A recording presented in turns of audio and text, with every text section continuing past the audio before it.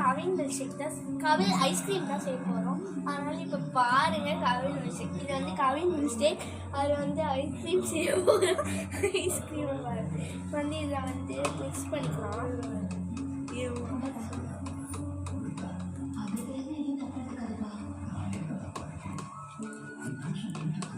இப்போ வந்து இதில் ஊற்றிடலாம். சக்கரை கலக்கணும்னு சொல்லுவாங்க.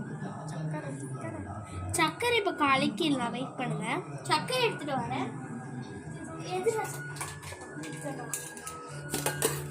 லைட்டாக போடும்.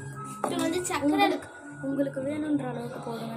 உங்களுக்கு வேற அளவுக்கு வந்து நீங்கள் போடலாம். நான் வந்து 1/2 ஸ்பூன்லாம் போட போகிறேன். 1/2 ஸ்பூன், இன்னும் 1 ஸ்பூன் போட்டுக்கலாம். போதும், இந்த அளவுக்கு எனக்கு போதும். இதை மூடி வச்சுட்டு இன்னும் கொஞ்சம் இருக்குது பாதி, அதுவும் ஊற்றிடலாம் ஃபுல்லாகவே. இப்போ வந்து நம்ம வந்து மிக்ஸ் பண்ண போகிறோம். இது 2 மினிட்ஸ் மிக்ஸ் பண்ணணும்னு சொல்லலாம். 2 மினிட்ஸ் மிக்ஸ் பண்ணணும்னு சொல்லலாம். இது வந்து 2 மினிட்ஸ் மிக்ஸ் பண்ணணும். இதில் ஊற்றிடலாம் இப்போது, ஏன்னா இது வந்து அதிகமாக இருக்குது.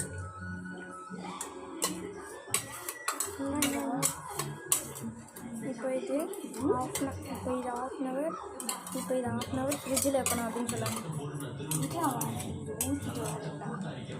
இதை வந்து இப்போ மிக்ஸ் பண்ணிக்கலாம். சக்கரை இருக்குது அடியில். இப்போ அதுக்கப்புறம் ½ அன் ஹவர் ஃப்ரிட்ஜில் வைக்கணும் அப்படின்னு சொல்லலாம். இன்னும் ½ அன் ஹவர் அதுக்கப்புறம் மிக்சியில் வச்சிடலாம். பாருங்கள், ஃப்ரிட்ஜில் வைக்கணும்னு அதான் நான் சொல்கிறேன்.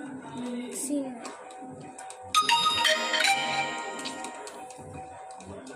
வந்து நம்ம வந்து ஃப்ரிட்ஜில் வைக்க போகிறோம். இந்த ஐஸ்கிரீம் ஃப்ரீசரில் வச்சுக்கலாம். அப்புறம் கொஞ்சம் கூலிங் வைக்கலாம். அப்புறம் 3 மினிட்ஸ் வெயிட் பண்ணணும். 3 மினிட்ஸ். இப்போ 3 மினிட்ஸ் வெயிட் பண்ணோம். 3 மினிட்ஸ் லேட்டர்.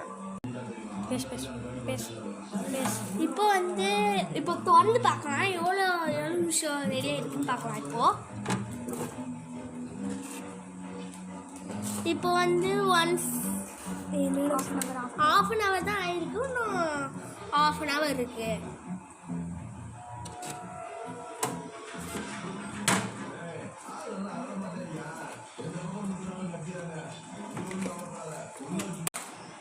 இப்போ வந்து ஓப்பன் பண்ணிட்டு அந்த நட்ஸில் இருக்கு எங்கள்கிட்ட, கட் பண்ணிட்டு போட போகிறேன். பாருங்க, செருப்பு பியம்.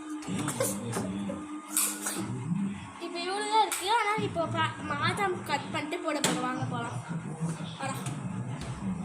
அடுத்த வீடியோவில் பார்க்கலாம் பாய் அப்படின்னு சொல்லி